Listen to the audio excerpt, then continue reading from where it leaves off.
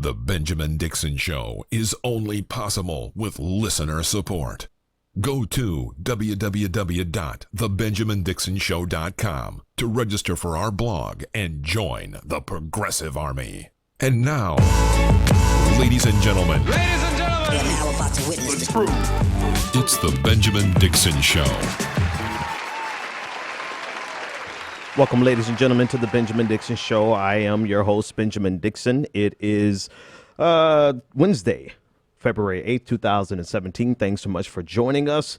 It's always a pleasure to speak with you. So much happening in the news. But before I start, as always, I want to thank my patrons for supporting the show, without whom we could not do this. We couldn't do the Benjamin Dixon Show without you. And so for that, I want to say thank you. Thank you. And to all of our previous, our current, former, if you ever donated, if you ever thought about donating, or even if you just shared a video, we really appreciate you. Tomorrow is actually the 2-year anniversary of the Benjamin Dixon Show. Yep, it's a celebration, bitches. Sorry, I've always wanted to say that. But I didn't even realize it. I forgot about it until today when I was working, doing some prep earlier in the day. I was like, wait a minute. The 9th is the first episode of the Benjamin Dixon Show. You should go back and listen to a small portion of the first episode. It actually was good. It wasn't, it wasn't what you would think for someone just starting off from zero. It was pretty good. But tomorrow night is very possible that we will have the best of episode. Not so much to commemorate the 2-year anniversary, but we can call it that. But we're expecting our first major snowstorm. We haven't really had much snow. I actually fixed my mouth to say, looks like we won't be having a winter this year. And then I got the forecast snowstorm from 6 a.m. till midnight tomorrow night. So it's possible we won't be able to do a live show. If we can't, I may get the team. You know, we have a lot of backup who can come in and do a show, but we're still piecing that together. Anyway, stuff happening in the news that we need to cover. Where do I begin? I think I want to begin with Elizabeth Warren. Everyone is talking about it today. Elizabeth Warren was on the floor of the Senate, and she was giving a speech against Jeff Sessions, who has just been confirmed as the Attorney General. She was giving a speech that included some references to a letter that Coretta Scott King described, in which Coretta Scott King described Jeff Sessions during his 1980, I forgot the exact year, but it was in the 80s, a confirmation hearing for him to become a federal judge, in which it was pretty much determined that Jeff Sessions was too racist to be a federal judge at the time. Elizabeth Warren was attempting to read from that letter, and she was censured by her colleagues in the Senate, according to Rule 19, which everyone has gone and done some research on, including myself. I want to play a couple of clips of Senator Warren in her speech where she got censored, and then we'll talk about it. Here we go. Listen in. This is Elizabeth Warren. Mr. President, I don't think I quite understand. I'm reading a letter from Coretta Scott King to the Judiciary Committee from 1986 that was admitted into the record. I'm simply reading what she wrote about what the nomination of Jeff Sessions to be a federal court judge meant and what it would mean in history for her. This is a reminder, not pertinent necessarily to what you just shared. However, you stated that a sitting senator is a disgrace to the Department of Justice. I think that may have been Senator Kennedy. And this, although I would be glad to repeat it in my own words. Jesus, gangster. the rule there. applies Then I'm to imputing conduct or motive through any form or voice to a sitting form of words includes quotes, articles, or other materials. so quoting Senator Kennedy, calling then nominee Sessions a disgrace is a violation of Senate rules. It was certainly not in 1986. In the opinion of the chair, it is. So let me understand then. The Okay, so they senators go want- back and forth a little bit about this, and I'm going to play the rest of it, but I want to pause there. So this was the setup, right? The initial infraction was her citing or referencing Ted Kennedy's testimony, calling Jeff Sessions a disgrace in 1986, which she was and is. And I love that that Elizabeth Warren basically said, you know, I was quoting Ted Kennedy, but if you want, I'll say it myself.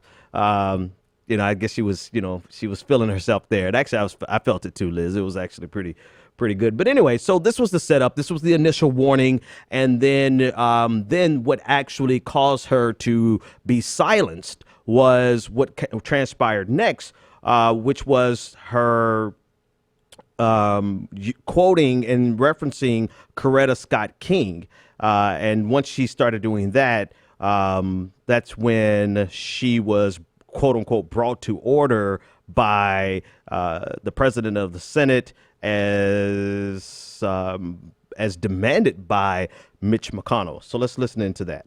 This administration accountable for its un-American, discriminatory, and reckless decision-making. In 2013, Senator Sessions voted against reauthorizing the Violence Against Women Act, a bill that expanded the protections and services provided to victims of sexual assault and domestic violence. There's a piece from the Bedford Minuteman that really tells the story of how sexual violence impacts Massachusetts. And this is what it said. They are mothers, daughters, sisters, fathers, sons, and brothers. Mr. President. They are. Mr. President. The majority leader. The senators impugn the motives and conduct of our colleague from Alabama as warned by the chair. Senator Warren, quote, said Senator Sessions has used the awesome power of his office to chill the free exercise of the vote by black citizens. I call the senator to order under the provisions of Rule 19. Mr. President. Senator from Massachusetts. Mr. President, I am surprised that the words of Coretta Scott King are not suitable for debate in the United States Senate. I ask leave of the Senate to continue my remarks. Is there objection? Object. I appeal the ruling. Objection is heard. The senator will take her seat. All right. A lot of parliamentarian appeal the ruling procedures of the there chair. that took place. I wanted to play it in context because a couple of things happened there. Mitch McConnell interrupted Elizabeth Warren as she was actually quoting Maura Healey from Massachusetts about where Jeff Sessions stands on the Violence Against Women Act. And then that's when Mitch McConnell jumped in there and said that she impugned the honor, the integrity of a fellow colleague senator. And what he used, the words that he used, were actually the words from a letter from Coretta Scott King to the Senate in 1986.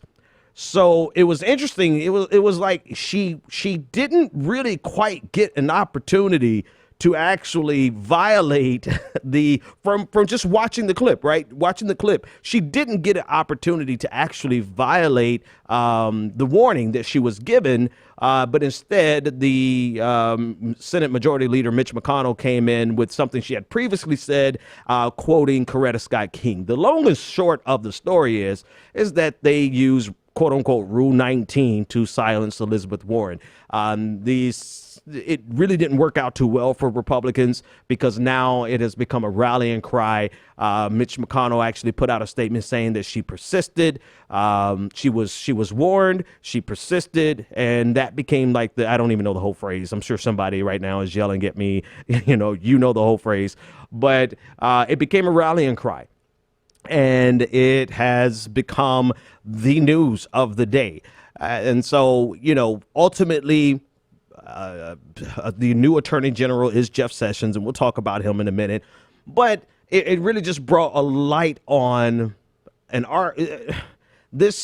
the idea that you're not able in the Senate to talk about the motivations of another senator, and you have to have this forced camaraderie or this forced decorum that is highly disingenuous, and you're not able to discuss the motivations that drive senators to do the things that they do. If you're not able to discuss it during a debate in the Senate, then where are you going to discuss it?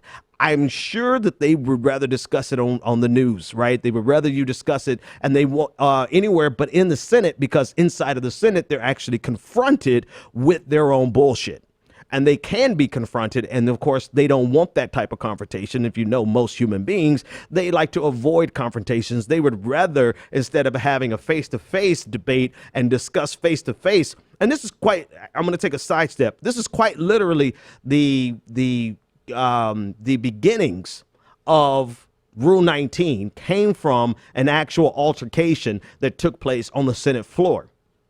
And instead of saying, okay, let's have some decorum and we're going to censure anyone who actually fights, because this is what happened. There was a fight on the Senate floor, I believe back in 1902, according to the Atlantic. Instead of censuring them about fighting, actual fisticuffs, they made a rule to say that you can't discuss. And actually, I might as well just read it to you. You cannot, Rule 19 reads, no senator in debate shall directly or indirectly by any form of words impute to another senator or other senators any conduct or motive unworthy or unbecoming of a senator. So this is the rule. So basically, you cannot say that their motivations are X, Y, and Z if X, Y, and Z is not what's considered to be becoming of a senator. So you literally have a bunch of men and women in a place debating the issues, completely incapable of discussing the motivations of the other senators' decisions and their votes if it's not becoming of a senator. The problem, it should not be the inability to discuss the motives. The problem should be the motives, right? And where else are you going to discuss the motivations of the votes that they're taking except on the floor of the Senate? So Rule 19 from its inception is rather ludicrous. Instead of them creating a rule to further punish people who actually get into a fist fight. Let me give you a little bit more background. According to the Atlantic, it was 1902. The Senate was debating a treaty to annex the Philippines, and there were two senators, Senator Benjamin Pitchfork Benjamin Tillman, and South Carolina Democrat, who was a South Carolina Democrat, and John McLaurin. One senator got on the floor and spoke of his friend, his former friend, and said that that this senator was being bribed. The senator was turning coat. The senator, said a lot of things that his former friend didn't like. The former friend came in, long story short, said some things about the other senator, and they actually got into a fist fight. That's my kind of politics. Like, say it to my face and let whatever be, let it be. But instead of what they did there was to completely neuter the ability for senators to discuss the motivations publicly of these senators. So you can't get on the floor and talk about the reason Senator X is supporting this bill is because he was funded by this lobbyist. You can't say that. He took donations from this lobbyist or from this corporation. You can't say that. And so all you have is kabuki theater. All you have are senators getting down there saying milquetoast statements, completely incapable of talking about the motivations of their colleagues. They could talk about the president. They could talk about congressmen. They could talk about people outside, but they can't talk about each other because I guess they're afraid that this is going to lead to fisticuffs.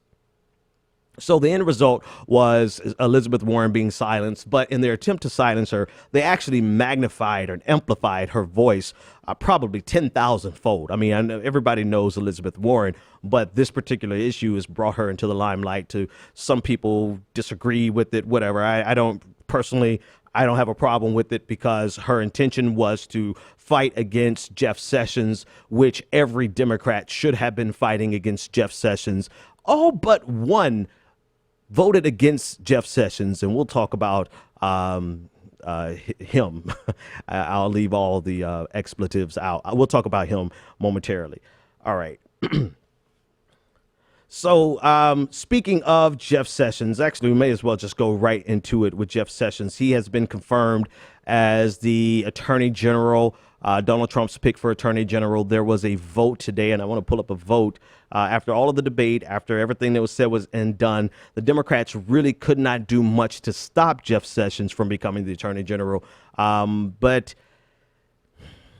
they tried to slow it down. They did what they could. They brought as much attention as they could to it. The Democrats are clearly in the minority, to the point where the Republicans did not need any votes from the Democrats. I want you to keep that thought in mind. They did not need a single vote from Democrats to confirm Jeff Sessions, but they got one. They got one, and I want to bring it up on your screen. There are the votes, a portion of the votes. That's not all of the votes, but in the yes category, you see nothing but red, except at the beginning, you notice a blue dot. That blue dot is from Senator Joe Manchin III of West Virginia. So despite Republicans not needing his vote, and despite his entire caucus voting against Jeff Sessions, and despite all of the problems of Jeff Sessions serving as the Attorney General, despite his past, despite his voting record, despite the fact that he pretty much stands for the complete opposite of what progressive stand for most certainly, but then in many ways he should be the opposite of what Democrats stand for. Despite all that, and again, I want to reiterate, despite the fact that they did not need his vote, Joe Manchin gave a big FU to the Democratic caucus, to progressives across the nation, to African Americans, to minorities in general, to LGBTQ rights activists, to women's rights activists, to anyone who would ever need the Justice Department to be on their side. Democrat Joe Manchin of West Virginia gave you the middle finger. The Republicans didn't need his vote. They still could have gotten this through, and yet and still Joe Manchin decided to side with Jeff Sessions. So I think we should be clear on what Jeff Sessions actually stands for, what he has done in his past, so that we can be clear who Joe Manchin is aligning himself with. All right, so Jeff Sessions voted against an amendment banning cruel and inhumane and degrading treatment of prisoners. This is our current Attorney General. He voted against an amendment to ban cruel and inhumane and degrading treatment of prisoners. He is a climate change skeptic. His former colleagues testified that Sessions has used the N-word and joked about, everyone knows this part, where he joked about the KKK, saying that he thought that they were okay until he learned that they smoked weed, marijuana. Not to mention, this was a big FU to marijuana advocates across the nation, but that's the least of some of our concerns right now. The Southern Poverty Law Center said that Jeff Sessions is guilty of hate speech, and that his mere presence in Trump's inner circle is a, quote, tragedy for American politics. While Attorney General of Alabama, at least twice, Jeff Sessions produced legally flawed opinions that were favorable to Alabama Governor Fob James. I'm sorry, I don't have my glasses anymore. But so instead of doing his job as the Attorney General, who at times your job is to go against the person who chose you, especially when they are doing something that's unconstitutional or against the law in general. Instead of doing that in Alabama, he issued a flawed opinion, then statement to back up the governor instead of opposing the governor when it was a clear violation of the law. As state attorney general, he also cleared the way for politically connected insurance companies. He fought successfully against seating the first black intermediate appellate court judge in Alabama's history, and provided formal support for local sheriffs to use actual chain gangs. Not figurative, but actual chain gangs. So this is the person who is our new attorney general, and this is the person that Joe Manchin, Senator Joe Manchin of West Virginia, the Republicans did not need his vote, but he said, I'm standing with Jeff. This is Joe Manchin owns 100% of Jeff Sessions' past and whatever he does in the future. What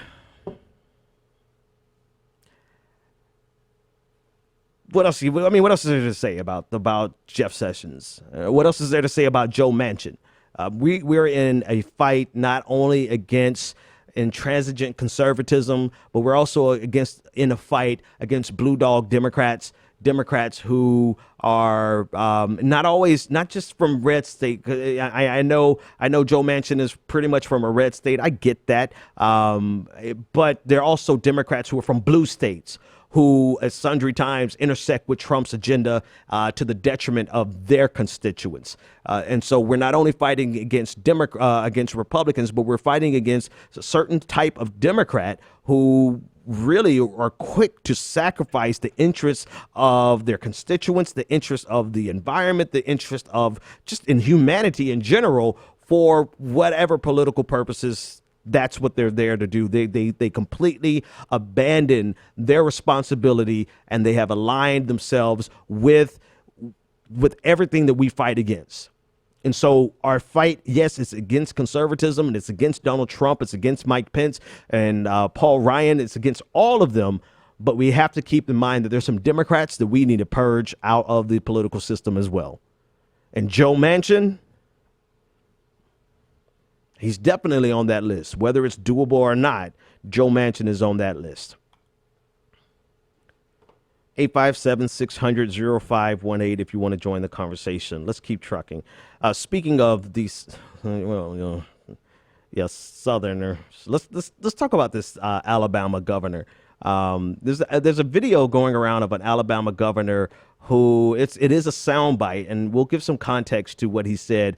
But there's a quick 6 or 7 second video of this Alabama governor who essentially is comparing putting people on the moon to building prisons.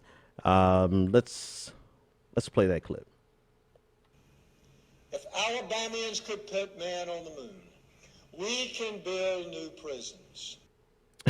All right. Now, to be fair to him, it's only 7 seconds, right? And it's really quick. So, he was to give some context, the governor was giving his state of the state address. The state of Alabama has a major overpopulation problem in their prisons. Instead of discussing ways that they can undo the problems of overpopulation, their solution is to build bigger prisons and to build more prisons. And they're trying to, their capacity is so over capacity that their goal is to get their capacity down to 120% of their maximum capacity. This is the prison industrial complex on steroids. And this governor, the Republican governor from Alabama, he has compared the the building of more prisons, not building colleges, not increasing technology, not increasing education for STEM in undergrad and in high school and in elementary schools, not funding there, he has compared the need to build prisons, or their need to build prisons, to going to the moon. It's a mindset. It's a mindset, and yes, I'm sure he probably said some good things in his speech. A broken clock is right twice a day, right? But this just in context of the situation that they're facing in Alabama and what he has said here, their solution is never to reduce the prison population. It's never criminal justice reform. It's never decriminalizing these drugs that put nonviolent offenders in prison at an alarming rate. It's never to fix the problem. It's to let's build bigger prisons. Let's privatize the prison industry. Let's throw more money there. And I believe the amount of money that they're throwing to build these prisons is around $800 million that they're throwing to build these prisons. And after they pay interest on it, it would amount to about $1.5 billion. Instead of putting a fraction of that money into better education, into better housing, into better safety nets for people who are underprivileged, people who are living in dire circumstances, people who are living in poverty, instead of doing that, they want to build bigger prisons. And they see this not only as their quote unquote duty, their duty as the government, as the representatives of the government of that state. They compare it to being shooting for the moon. This is, again, I said it briefly, but I want to go back and say it and emphasize it. This is a mindset.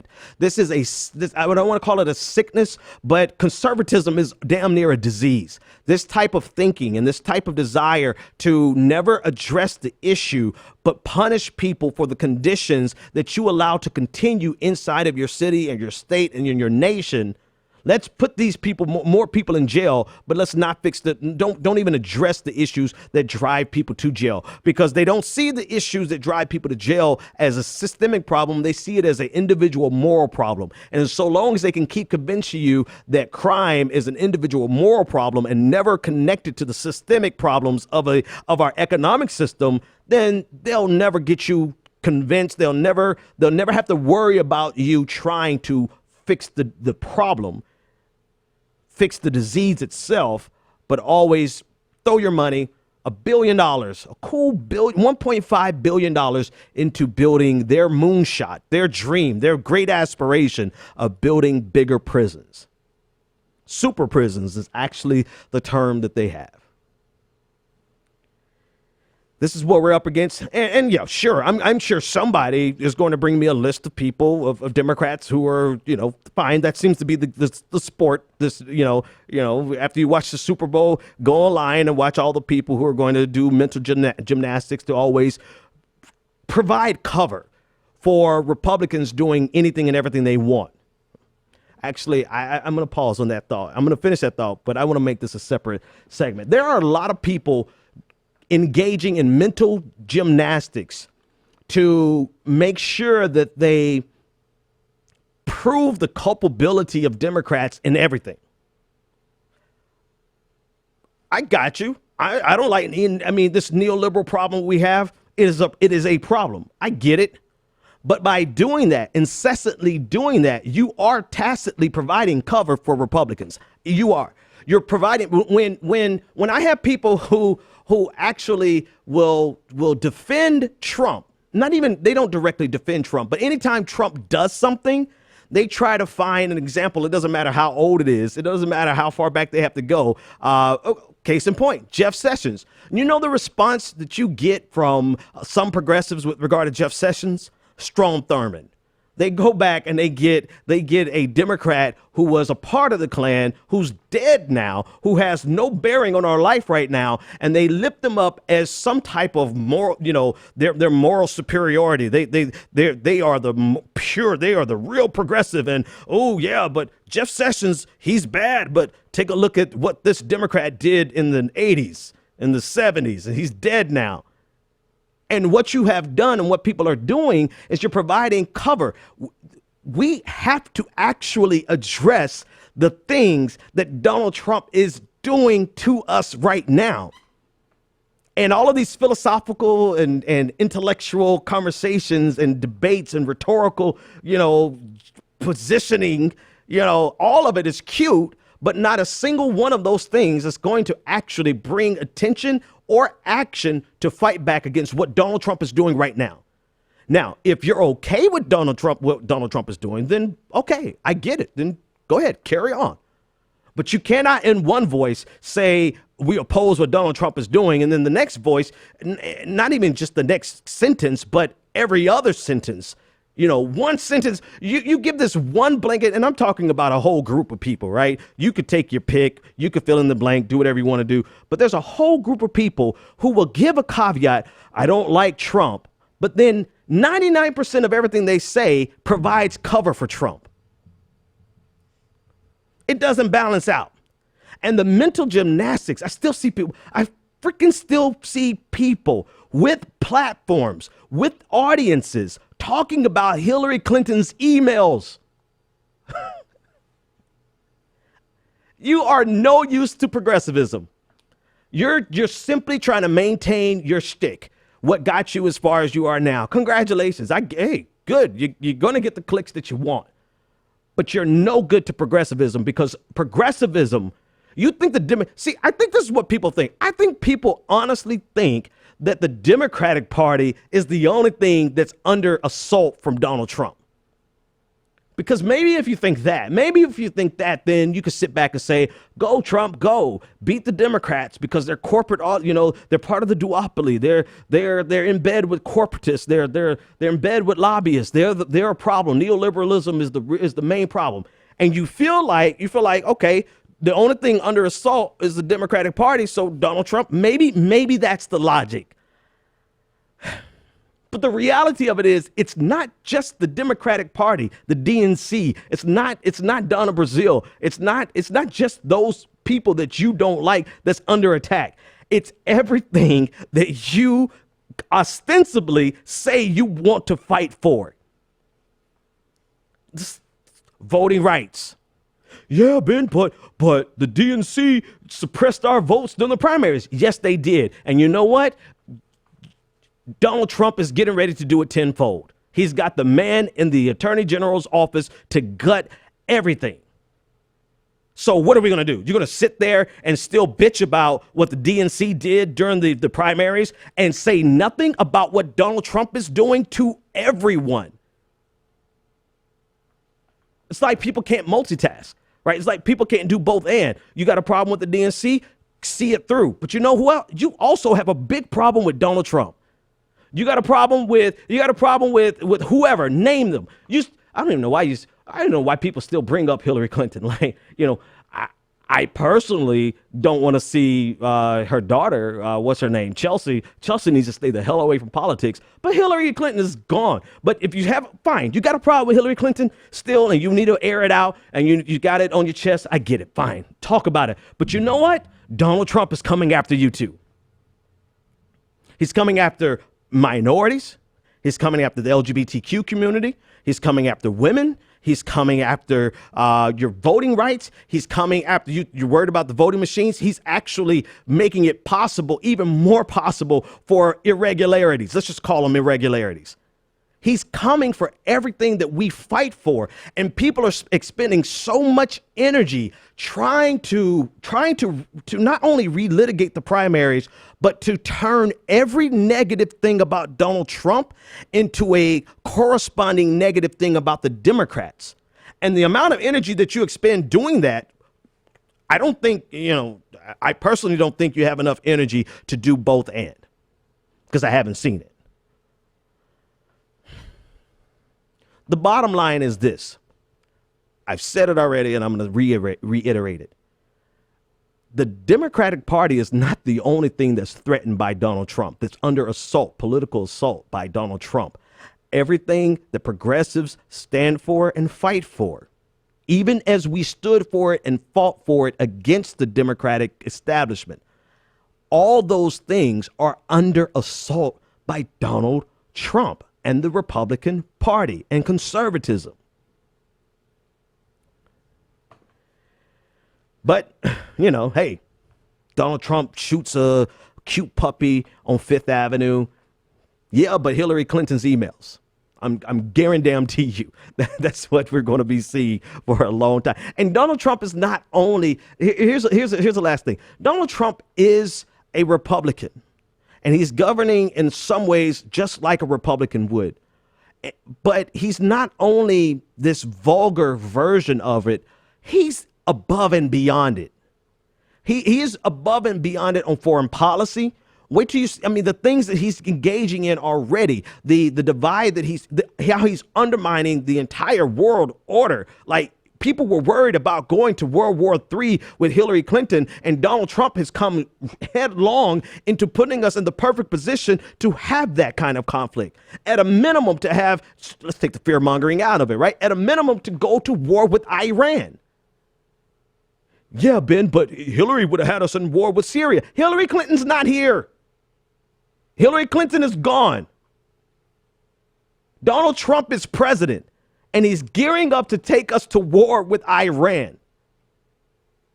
And people who have platforms and the responsibility of communicating and explaining these things, instead of doing their job and explaining the problematic nature of Donald Trump's foreign policy and domestic policy, they're doing mental gymnastics on the Olympian level, mental gymnastics, to find a way to make everything negative about Trump have a corresponding negative in the Democratic Party, because I guess that's all they're talented enough to do. All right, now that that's done, it's just I've been ignoring it as long as I can on social media and YouTube and comments, and I've been ignoring it as much as I can, as long as I could. But yeah, there you have it. All right, let's keep moving. Speaking of the assault that we are under from Donald Trump and his administration. Propagandist, the Ministry of Information, the Minister of Information, Sean Spicer, is at it again with his daily propaganda meetings and his daily re-information camps that he's putting people through. Let's play this clip and we'll discuss the subject of it in one moment. Has withdrawn permission for the United States to run special operations ground missions against suspected terrorists in the wake of the recent raid there that claimed so many civilian lives. Does that not undercut the administration's ability to fight terrorism in that region? And do you stand by your assessment that it's a success? Well, I'll take the last one first. It's absolutely a success. And I think anyone who would suggest it's not a success does disservice to the life of Chief Ryan Owens. He fought knowing what was at stake in that mission. And anybody who would suggest otherwise doesn't fully appreciate how successful that mission was, what the information that they were able to retrieve was, and how that will help prevent future terrorist attacks. I understand that. I think my statement's very clear on that, Kristen. I think anybody who undermines the success of that raid owes an apology and a disservice to the life of Chief Owens. Hold on, Kristen, can I answer the question? I'm answering the question. Please let me finish. All right, enough of that. So we've seen this before.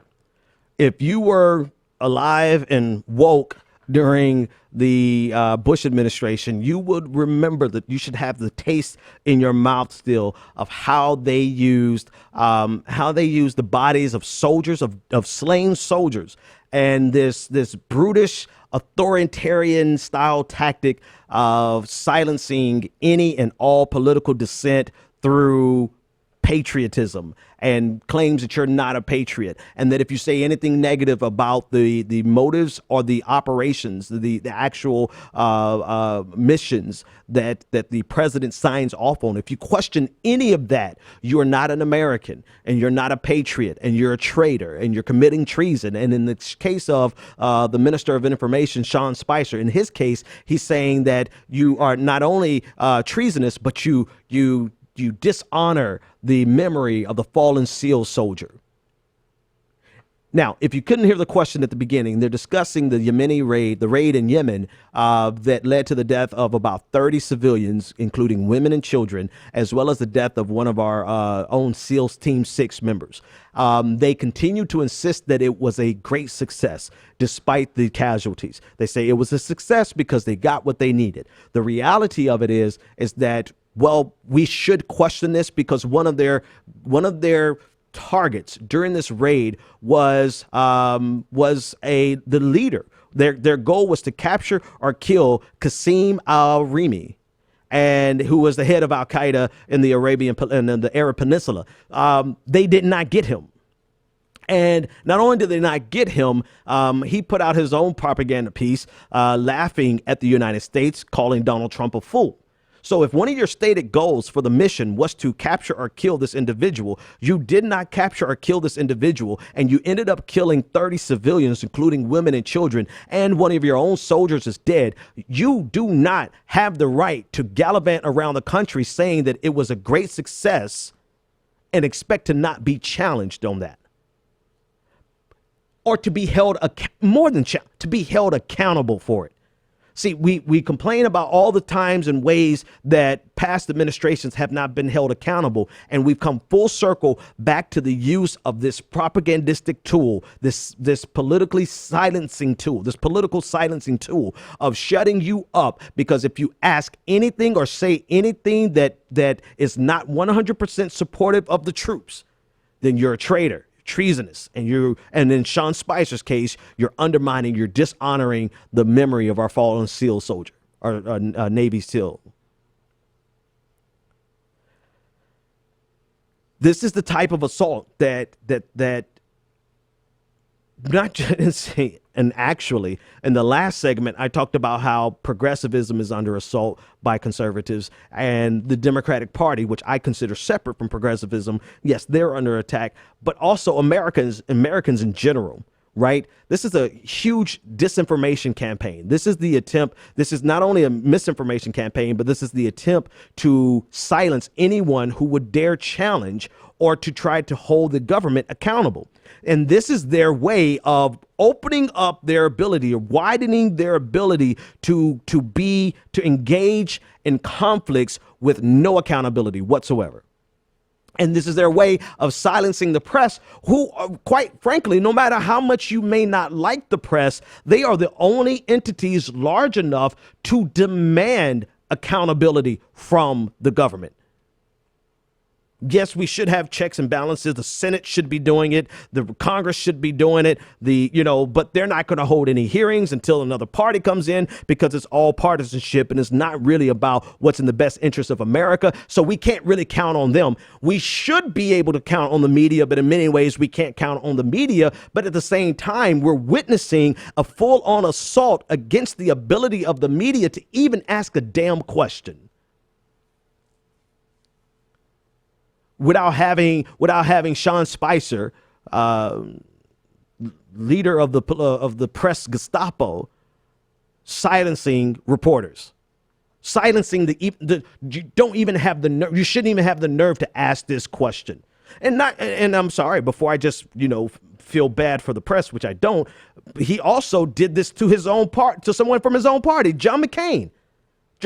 So again, like I said in the last segment, Donald Trump may be having an all-out assault against the DNC, which many of us are not fond of, but he's also engaged in a full-on assault against progressivism, but he's also engaged in a full-on assault against any Republican that would try to hold him accountable. Now, you tell me, where is the real threat? The real threat is Donald Trump wanting, and not only wanting, but using these tactics so that he can silence anyone who questions him. So he can invalidate any news reports that question him or that is negative, right? His last tweet, any tweet a few days ago, rather, any news, negative news is fake news. We're not playing, this is not child's play. This is not a game. We are dealing with people who are a true threat to our democracy. And this is it. It feels like I'm being hyperbolic. It feels like I'm fear-mongering, but it would be irresponsible for me not to say it exactly like that, because that is exactly what Donald Trump, Sean Spicer, Steve Bannon, and the rest of the Get Along gang are trying to do. They're trying to undermine any entity, whether it be the press, whether it be the House of Representatives, whether it be the Supreme Court or the judiciary, whether it be the Senate. They're trying to undermine the legitimacy of anyone who could challenge them or hold them accountable. And that is a direct threat to our democracy. And as much as it irritated the hell out of me personally to see President Obama kowtow to the institutions, as much as he gave all of this, in my opinion, unnecessary deference to the institutions, there's something to be said about respecting the institutions that's the fundamental groundwork and framework of our democracy. I think Obama may have done it way too much, but we've gone, the pendulum swung as far to the opposite side as it possibly could, because now Donald Trump and his entire infrastructure, his entire team, is engaged in a full-on assault against the institutions that would hold them accountable. And yet, if I could be petty and bring this back in from the last segment, and yet we have some people who are so obsessed with drawing an equivalence between anything and everything that Donald Trump does to find some false equivalence with the Democrats so that they can, I guess, have something to talk about, providing tacit cover for Donald Trump to continue doing this. I'm going to be extra petty. Thankfully, most of their platforms aren't large enough to actually have a statistically significant difference in the outcome of any of these events. All right. Even more news from Donald Trump and Steve Spicer, or Sean Spicer, whatever the hell his name is. This one is a little less significant to world politics and the stability of the world order, but it does show you the pettiness of the president and the conflicts of interest that the president clearly has. Donald Trump has conflicts of interest across the globe, but he stepped into one today on behalf of his daughter with a tweet against Nordstrom. So just a little backstory. Nordstrom has decided not to carry the Ivanka Trump line in their stores. We discussed this last week. And their decision, as they stated last week, was the result of the demand for her shoes, I believe, decreasing. So it was an economic decision. And they did not say permanently. They said for the spring line, they were not going to carry her shoes. Capitalism at work. All of them love capitalism. There's a decrease in demand. Why should Nordstrom carry it? Well, that didn't sit well with the president. And so he tweeted this out today. And apparently he tweeted it out during his intelligence briefing, or potentially, let me say allegedly or potentially, whatever disclaimer you want to give up the front, during his intelligence briefing. And this is a tweet from Rosa Wang. I'm sorry if I know I messed that name up. But here's a tweet from Donald Trump. My daughter Ivanka has been treated so unfairly by at Nordstrom. He even tagged him in it. And he says, she is a great person, always pushing me to do the right thing. Terrible. So he's literally putting the bully in the bully pulpit. Somebody did something that he didn't like. He gets in front of the entire world, quite frankly, and he tries to pressure them. This is what he does. This is what he does. But what's interesting is that, let me pull that back up. That tweet was sent at 10:51 in the morning, according to, I forgot the name of the site. I think it's the WhiteHouseDossier.com. You can see, and we'll fix the image, but you can't see it here. You can see that Donald Trump was in an intelligence briefing at 10:30 in the morning. Now, well, actually, I'm going to let Sean Spicer talk about it because he had a whole lot to say about two things. And before actually I play him, I want to point out one last thing. This came up in the press conference today. The reason it came up in the press conference was because the official president Twitter account at POTUS retweeted Donald Trump. So, of course, I'm pretty sure as a citizen still, he's president, but he can still do whatever the hell he wants to with his Twitter account. I think everyone can agree to that. But he retweeted this with the presidential Twitter account that's being managed and, paid for is probably not the right word, but I'm sure there's some expenses to maintain a Twitter account in the White House. And that account retweeted this message, essentially elevating and amplifying his personal beef with Nordstrom using White House and public resources. And so because of that, the question came up during the press conference today with Sean Spicer. And as always, it's fascinating to hear his spin on the issue. Listen in. Well, I think this was less about his family's business and an attack on his daughter. He ran for president. He won. He's leading this country. And I think for people to take out their concern about his actions or his executive orders on members of his family, he has every right to stand up for his family and applaud their business poor activities, their Ivanka. success. On the business activities that you described the president taking offense to. Nordstrom has come out and says this was not a political decision, it was a business decision. Ivanka Trump, as you know, has said she has divorced herself, separated herself from a business. So how is she being treated unfairly if she's not? Well, I think there's clearly a targeting of her brand and her name still out there. Well, so she's not directly running the company; it's still her name on it, and there's clearly efforts that to undermine that name. He's based working really on hard her for his father's check. positions on particular policies that he's taken. This is a direct attack on his policies and her name and so that there's clearly an attempt for him to stand up for her because she is being maligned because they have a problem with his policies. John, I'll give you this much. I'll give you this one, and I will even applaud for this because Sean Spicer is working hard for that damn check. Sean Spicer is working overtime, realizing, holy shit, I've got to explain the idiocy of the sitting president, and he's equal to the task, right? He gets out there and he bullies his way through and does whatever he has to do to spin the issue. That's his job. He's earning his check. No, it doesn't work like that though, Sean, because if Nordstrom makes a decision based on their economics, if the American people decide we don't want to support Nordstrom because they support Ivanka Trump, they have the right to withhold their money. That's capitalism. And if because of that boycott, Nordstrom decides there's not enough demand to carry her line, so why should we carry her line? That too is capitalism. Who cares if you don't like the result of what the markets say? Are you saying, because this is the hypocrisy. They're basically saying, well, we expect people to carry on the way they would carry on if Ivanka was not the first lady. I'm sorry, the first daughter of the United States. Are you saying that people have to go out and buy her stuff?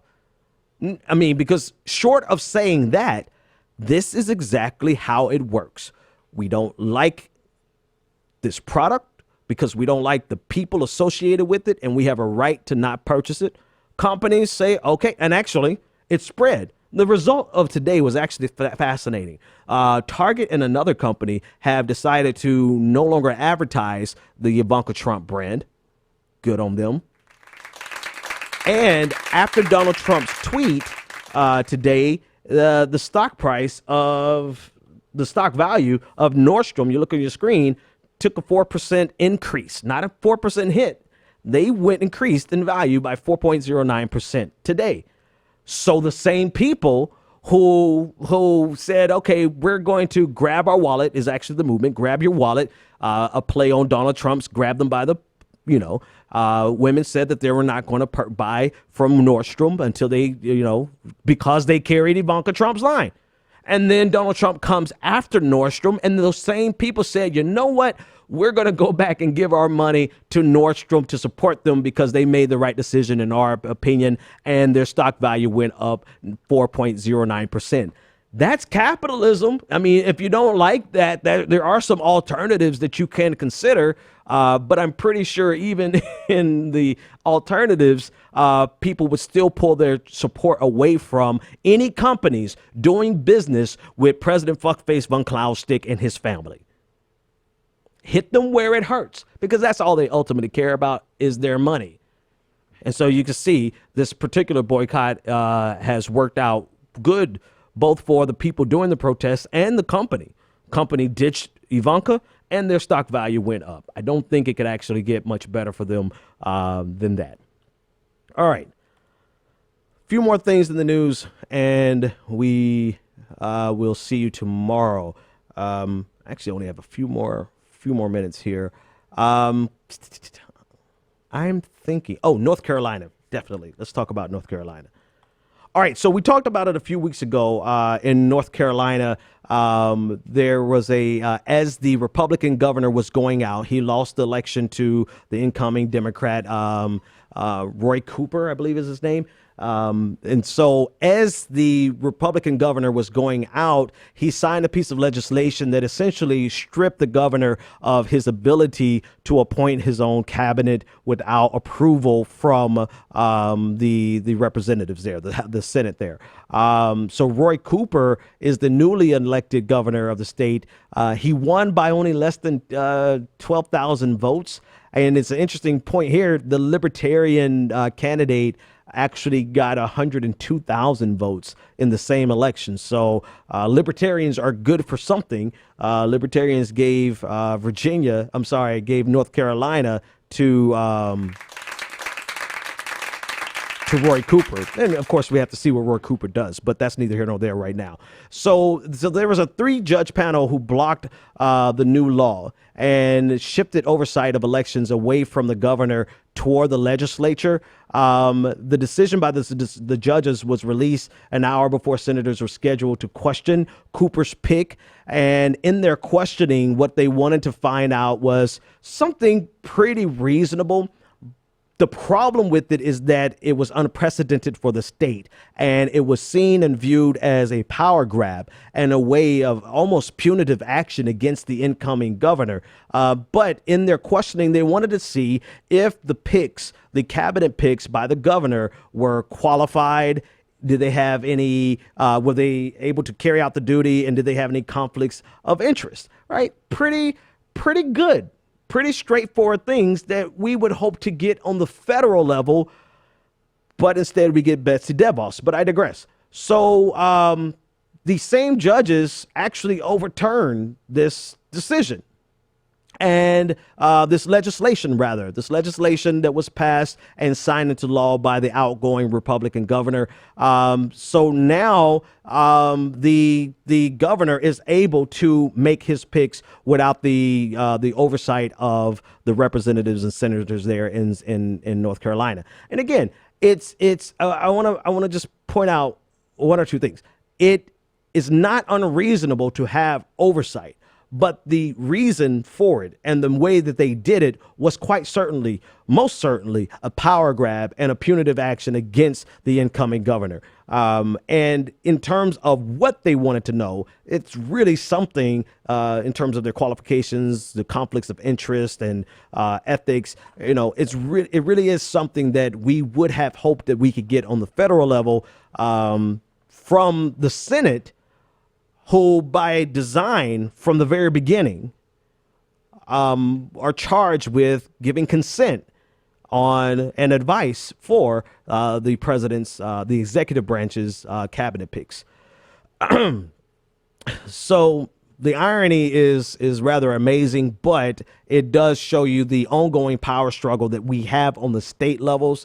And we can't, in our fight to push back against Trump and conservatives on the federal level, we cannot forget that there are major fights to be fought on the state level. And we need that type of organizing. We need that type of movement to happen every single day.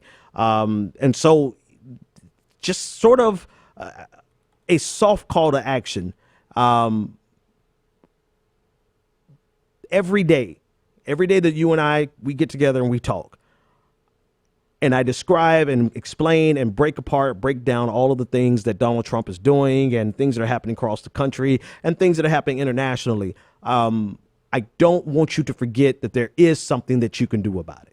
There is something that you can do about it. And if you don't have a lot of time to do a lot of organizing, you can pick up your phone and call your senators and your Congress people. If you are afraid to pick up the phone and you're scared to do that, you can fax them. They count faxes just like they count your phone call. You can send an email. You can talk to your neighbors. There's things that you can do. There's things that we quite honestly need you to do. There are organizations out there that need your support. I know I say this every episode, but I can't end this episode without letting you know how much power is still in your hands. Doesn't mean that we're going to win every victory. Who did I get this from? It's coming to me. Connor Kilpatrick from Jacobin was quoting Adolph Reed, talking about organizing and talking about the movement. You're not going to win every victory, but as in baseball, if you have a batting average of .300, you go to the Hall of Fame. We don't have to win every single victory, but we have to get out there and organize enough to start scoring what we need to get the victories that we need in the long run. And I will see you guys later. The Benjamin Dixon Show is only possible with listener support. Go to www.thebenjamindixonshow.com to register for our blog, join the Progressive Army, and support The Benjamin Dixon Show. It's Ben Dixon! If you like this episode, be sure to share, like, and subscribe.